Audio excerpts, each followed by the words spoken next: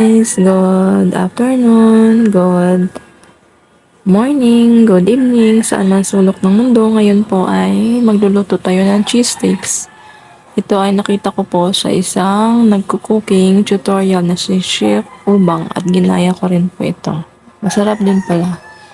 Sa isang bowl, naglagay po ako ng isang cup ng harina, isang cup ng cheese powder at saka 2 kutsara ng asukal. Halu-haluin lang po hanggang sa mawala yung buo-buong harina at parang namumuong mixture hanggang maging pino po ito. At ilalagay po natin yan sa kawali at iinitin. Ayan, hinalo-halo ko lang po muna para kasi marami pa siyang buo-buo.